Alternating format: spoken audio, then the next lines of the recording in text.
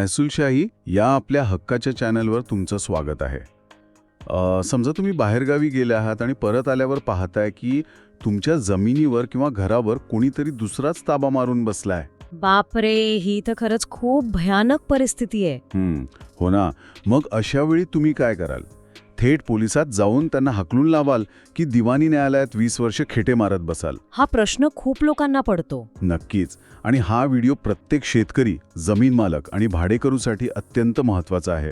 कारण आज आपण जमिनीच्या ताब्यावरून होणाऱ्या वादात क्रिमिनल म्हणजे फौजदारी कारवाई कधी होते आणि तीच कारवाई बेकायदेशीर कधी ठरते यावर चर्चा करणार आहोत. आणि यात खूप मोठा गोंधळ असतो लोकांचा. बरोबर. पुढे आपण काय पाहणार आहोत याची कल्पना देतो. दिवाणी विरुद्ध फौजदारी कायदा, भारतीय नागरिक सुरक्षा संहितेची कलमे, स्पेसिफिक रिलीफ ॲक्टचा जादुई 6 महिन्यांचा नियम आणि 2 एप्रिल 2026 रोजी आलेला अलाहाबाद उच्च न्यायालयाचा अत्यंत महत्त्वाचा निकाल आपण पाहणार आहोत. अगदी सविस्तर पाहणार आहोत आपण हे सगळं. आणि हा व्हिडिओ शेवटपर्यंत नक्की बघा, कारण पुढं खूप उपयोगी आणि महत्त्वाची माहिती आहे जी आपल्याला भविष्यातही कामी येईल. चला तर मग कायद्याचं आणि तुमच्या फायद्याचं बोलूयात. नक्कीच. हा असा विषय आहे जो कधी ना कधी प्रत्येकाच्या आयुष्यात डोकावतोच. आता बघा, समाजात वावरताना अनेकांच्या मनात एक पक्का गैरसमज असतो. जमिनीवर कोणी कब्जा केला की लगेच पोलीस स्टेशन गाठायचं, साहेबांना सांगायचं आणि मग पोलीस त्या कब्जा करणाऱ्याची कॉलर पकडून त्याला बाहेर काढतील. हे व्यवहारात खरंच इतकं सोपं असतं का? इथेच तर खरी गोम आहे. आणि हा जो मोठा गैरसमज आहे ना, तो आपण आज शांतपणे दूर करूया. समजा एखादी व्यक्ती, मग तो जुना भाडेकरू असेल किंवा एखादा नातेवाईक असेल, जिथे जमिनीवर सेटल्ड आहे. सेटल्ड म्हणजे नक्की काय? सेटल्ड पोझिशन म्हणजेच प्रदीर्घ काळापासून ती व्यक्ती तिथे कब्जा करून राहत आहे. त्याने काल परवा अचानक घुसखोरी केलेली नाहीये. अच्छा. तो अनेक महिन्यांपासून किंवा वर्षांपासून तिथे आहे. अशा परिस्थितीत पोलिसांना बोलावून त्याला थेट बाहेर काढता येत नाही. पोलीस स्वतःहून हस्तक्षेप करून कुणाचंही सामान रस्त्यावर फेकू शकत नाहीत. एक मिनिट. म्हणजे जर ती जागा माझ्या घामाच्या पैशातून घेतलेली असेल आणि तो समोरचा माणूस भाडेकरू असेल ज्याने घर खाली करायला नकार दिलाय, तरीही मी पोलिसांची मदत घेऊ शकत नाही? नाही घेऊ शकत. मग कायदा माझ्या पाठीशी उभा न राहता त्या चुकीच्या माणसाला संरक्षण का देतोय? वरवर पाहता तसं वाटू शकतं, पण कायदा चुकीच्या माणसाला संरक्षण देत नाहीये, तर तो कायदेशीर प्रक्रियेला संरक्षण देतोय. हे समजून घेण्यासाठी आपल्याला दिवाणी कायद्याचा पाया समजून घ्यावा लागेल. इथे स्पेसिफिक रिलीफ ॲक्ट 1963 मदतीला येतो. याची तरतूद काय? याची तरतूद अतिशय स्पष्ट आहे. प्रदीर्घ काळापासून ताब्यात असलेल्या व्यक्तीला काढण्यासाठी दिवाणी न्यायालयात सूट फॉर पजेशन किंवा एविक्शन सूट दाखल करावा लागतो. म्हणजे दिवाणी दावा ठोकावा लागतो. अगदी बरोबर. याचा सोपा अर्थ असा की जुन्या भाडेकराला किंवा कब्जादाराला तुम्ही गुंडगिरीने किंवा पोलिसांचा धाक दाखवून एका रात्रीत बाहेर काढू शकत नाही. बाप रे. पण मग व्यवहारात याचा काय परिणाम होतो? याचा खूप मोठा परिणाम होतो. यामुळे सामान्य माणसाला किंवा भाडेकराला अचानक रस्त्यावर येण्यापासून कायदेशीर संरक्षण मिळते. विचार करा, जर कोणीही उठून पोलिसांना पैसे देऊन कुणालाही घराबाहेर काढू लागला तर समाजात जंगलराज येईल ना? हो, तेही खरंच आहे. म्हणजे एक प्रकारे समाजात अराजकता माजण्यापासून रोखली जाते. हे तर झालं जुन्या किंवा सेटल्ड कब्जाच्या बाबतीत. पण आता समजा परिस्थिती थोडी वेगळी आहे. कशी? एखाद्याच्या डोळ्यांसमोर आत्ता ह्याच क्षणी कुणीतरी माझ्या 7-12 किंवा मालकीची जमीन बळकावण्याचा प्रयत्न करत असेल, तर मी काय नुसतं बघत राहायचं? म्हणजे जसं एखाद्या चालू सामन्यात वाद झाल्यावर रेफरी शिट्टी मारून खेळ थांबवतो, तसं तातडीने काही करता येतं की नाही? तुम्ही दिलेली रेफरीची उपमा अतिशय चपखल आहे. आणि नेमक्या ह्याच परिस्थितीसाठी फौजदारी कायदा म्हणजे क्रिमिनल लॉ अस्तित्वात आहे. अच्छा, म्हणजे इथे क्रिमिनल कायदा लागतो. हो. जेव्हा कब्जा सेटल्ड नसतो आणि दोन्ही बाजू नव्याने कब्जा मिळवण्यासाठी वाद घालत असतात, हाणामारीवर उतरतात, तेव्हा तातडीची कारवाई शक्य आहे.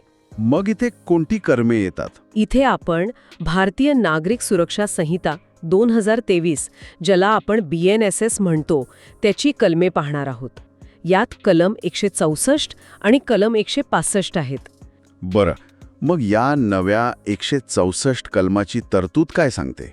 कलम 164 नुसार जेव्हा असा ताजा वाद होतो तेव्हा पोलीस तपास करून सिटी मॅजिस्ट्रेट म्हणजे दंडाधिकारी यांना आपला अहवाल देतात. आणि मग कलम 165 नुसार मॅजिस्ट्रेट ती वादग्रस्त संपत्ती अटॅच म्हणजेच जप्त करू शकतात. एक मिनिट, संपत्ती अटॅच करणे म्हणजे काय? सरकार ती जमीन स्वतःच्या नावावर करतं की काय? नाही, अजिबात नाही. याचा सोपा अर्थ सांगायचं झालं तर मॅजिस्ट्रेट कुणालाच मालक ठरवत नाहीत. ते फक्त कायदा आणि सुव्यवस्था बिघडू नये म्हणून ती जमीन थेट न्यायालयाच्या नियंत्रणाखाली घेतात. म्हणजे एक प्रकारे फ्रीज करतात. बरोबर. जोपर्यंत दिवाणी न्यायालय खऱ्या मालकाचा निर्णय देत नाही तोपर्यंत ती जमीन कोणाचीच नसते. आणि व्यवहारात याचा शेतकऱ्याला काय फायदा होतो? सर्वात मोठा फायदा हा की शेतकऱ्याच्या बांधावर किंवा प्लॉटवर होणारी तातडीची हाणामारी आणि बळजबरीचा कब्जा जागेवरच थांबतो. आणि इथे क्विक फॅक्ट सांगते, अशा आणीबाणीच्या वेळी कॉल करून पोलिसांची तातडीने मदत घेता येते. अच्छा, हां. हे ऐकायला खूप लॉजिकल वाटतंय. पण समजा मी बाहेरगावी गेलोय, जसं मी सुरुवातीला म्हणालो, आणि माझ्या पाठीमागे कुणीतरी घर बळकावलं. तिथे तर हाणामारी नाहीये हां. आणि दिवाणी कोर्टात तर वर्षानुवर्षे लागतील. मग काय करायचं? हाच प्रश्न अनेक जमीन मालकांना सतावतो. अशा लोकांसाठी स्पेसिफिक रिलीफ ॲक्टमधील कलम 6 हे ब्रह्मास्त्र आहे. कलम 6 याची तरतूद काय आहे? बेकायदेशीरपणे कब्जा हिरावून घेतल्यास न्यायालयातून तो त्वरित परत मिळवण्याची ही तरतूद आहे. त्वरित म्हणजे मालकी हक्क सिद्ध करायचा नाही? नाही. याचा सोपा अर्थ हाच आहे की तुमचा कब्जा कितीही जुना असू दे, जर कायद्याचे पालन न करता तुम्हाला बाहेर काढले असेल तर न्यायालय बाकीच्या गोष्टी न बघता तुमचा ताबा तातडीने परत मिळवून देते. म्हणजे व्यवहारात लोकांना दिवाणी दाव्यांच्या अनेक वर्षांच्या खडल्यांमधून मुक्ती मिळते तर? अगदी बरोबर. पण यासाठी एक चेकलिस्ट आहे आणि वेळेची अट आहे. काय अट आहे? मी टप्पे सांगते. पहिला टप्पा म्हणजे कारवाई करणे. बेकायदेशीर कब्जा झाल्याचे समजताच वेळ न दवडणे. दुसरा आणि सर्वात महत्त्वाचा टप्पा म्हणजे दावा दाखल करणे. कोणत्याही परिस्थितीत 6 महिन्यांच्या आत न्यायालयात केस दाखल करणे. आणि तिसरा टप्पा म्हणजे ताबा मिळवणे. न्यायालयाच्या आदेशाने त्वरित ताबा घेणे. 6 महिन्यांची अट खूप महत्वाची आहे तर? हो. आणि यात सर्वात मोठा फायदा म्हणजे एक क्विक फॅक्ट सांगते, या कलम 6च्या आदेशाविरुद्ध सुप्रीम कोर्टापर्यंत कुठेही अपील करता येत नाही. त्यामुळे केस रेंगाळत नाही. अशीच महत्त्वाची आणि उपयोगी महसूल विषयांची माहिती रोज हवी असेल तर महसूलशाही चॅनलला सबस्क्राईब करा, लाईक करा आणि शेअर नक्की करा. आणि तुमचा काही प्रश्न असेल तर कमेंटमध्ये नक्की विचारा. नक्कीच विचारा. पण हे सगळं ऐकायला खूप भारी वाटतंय, पण प्रत्यक्षात कोर्टात असं खरंच घडतं का, की ह्या फक्त कागदावरच्या गोष्टी आहेत? नाही, प्रत्यक्षात असं घडतं. अतिशय शांतपणे मी तुम्हाला 2 एप्रिल 2026 रोजी अलाहाबाद उच्च न्यायालयाने दिलेल्या एका ताज्या निकालाचा संदर्भ देते. अच्छा, कोणता निकाल? हा निकाल आहे इंदू टंडन विरुद्ध उत्तर प्रदेश राज्य. आणि याची क्विक फॅक्ट म्हणजे या केसचा अर्ज क्रमांक 10,324 ऑफ 2025 असा आहे. 10,324 ऑफ 2025. बरं, काय किस्सा होता या केसचा? नंतर तक्रार केली. त्यांचं म्हणणं होतं की भाडेकरू बेकायदेशीर कब्जा करतायत. हां. मग पोलिसांनी कलम 164 लावले आणि मॅजिस्ट्रेटनी संपत्ती जप्त म्हणजे अटॅच केली. बरं, मग त्या मालकिनीच्या फायद्याचंच झालं ना? वरवर पाहता हो, पण ते भाडेकरू गप्प बसले नाहीत. ते थेट सेशन कोर्टात गेले. त्यांनी सांगितलं की आमचा ताबा सेटल्ड आहे आणि मॅजिस्ट्रेटनी क्रिमिनल कलमे लावून आम्हाला काढणं चुकीचं आहे.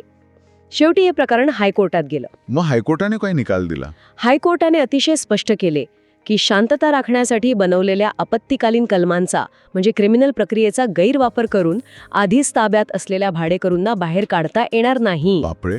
त्यासाठी मालकाला दिवाणी न्यायालयातच जावं लागेल. म्हणजे व्यवहार त्याचा अर्थ असा की कायद्याचा दुरुपयोग करून शॉर्टकट मारता येणार नाही. अगदी तंतोतंत. प्रक्रियेचं पालन हे निकाला इतकंच महत्त्वाचं असतं. आजच्या या सखोल चर्चेतून आपण पाहिलं की दिवाणी कायद्याचा मार्ग कधी निवडायचा, क्रिमिनल कारवाईची कलमे कशी काम करतात, 6 महिन्यांच्या आत दावा टाकण्याचे फायदे काय आहेत आणि हायकोर्टचा नवा निकाल भाडेकरू व मालकांसाठी काय सांगतो. आणि या व्यतिरिक्त 12 वर्षांचा जुना कब्जा असला तरी जमीन कशी वाचवायची याचे 5 मोठे निकाल सुप्रीम कोर्टाने दिले आहेत. या निकालांच्या PDF कॉपीज हव्या असतील तर आमच्या व्हॉट्सॲप आणि टेलिग्राम ग्रुपमध्ये नक्की सामील व्हा. खाली लिंक दिली आहे. हा व्हिडिओ आपल्या मित्रांना व्हॉट्सॲप ग्रुपमध्ये फॉरवर्ड करा, जेणेकरून माहिती प्रत्येक गरजू व्यक्तीपर्यंत पोहोचेल. पुढील व्हिडिओसाठी तुम्हाला कोणता विषय पाहायला आवडेल हे कमेंट्समध्ये नक्की सुचवा. आज इथेच थांबूया. लवकरच भेटू पुढील भागात. धन्यवाद. जय महाराष्ट्र.